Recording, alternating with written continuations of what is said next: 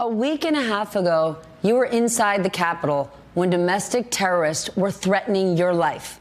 Yes, today the city is completely different. We've got 25,000 troops here. But from a safety perspective, knowing the will of that faction of our population, how do you feel today from a safety perspective? And how are you going to feel in a week or two from now when all these National Guardsmen and women go home? Well, that's a great question, Stephanie. First of all, let's go to January 6th. We know that huge errors were made with planning and preparing.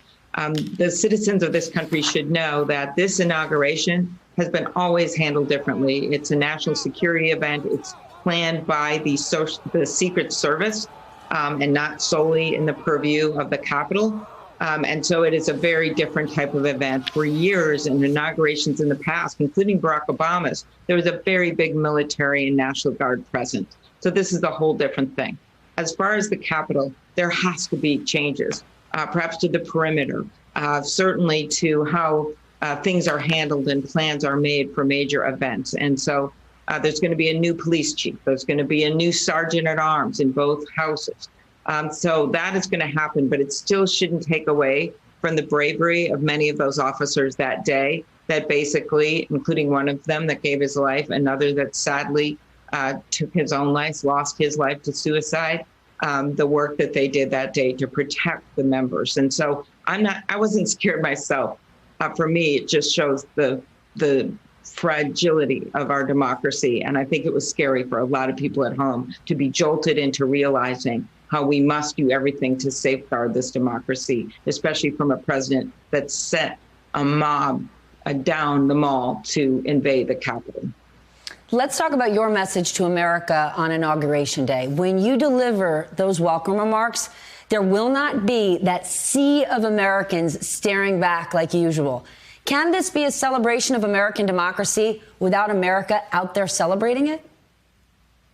It must be. And by the way, Stephanie, they will be celebrating it, just like so many other things, so many momentous moments in people's lives, weddings, unfortunately, funerals. Everything has had to be done differently. And I think people will be part of it. They'll feel a part of it. My guess is you're going to have more people watching this inauguration than ever before. And they know now, if they didn't before, what this moment means, that transfer of power, 12:01 p.m. on January 20th. So as I look over that mall, it's going to be, I hope, a beautiful day. It's not supposed to rain or snow. Number one, good thing. Number two, as I look down that mall, I'm going to imagine the people that could have been there if not for this pandemic, if it had been handled differently, yes.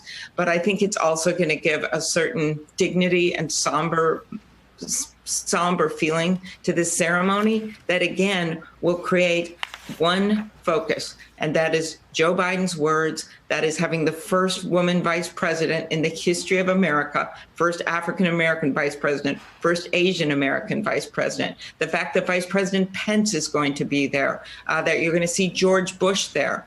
There are leaders in this country that believe in the peaceful transfer of power, and that is the moment you're going to see. It's been going on in our democracy for over 230 years since the first inauguration. And it was George Washington who once said, he posed a question, what's the most important for our democracy?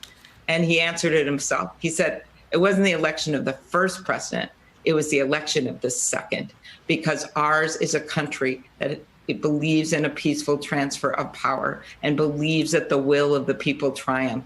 That's what you're going to see on the stage at 12:01 on January 20th. Hey, thanks for watching our YouTube channel. You should know that you can follow today's top stories and breaking news and catch up on your favorite MSNBC shows all in one place. Download the NBC News app today.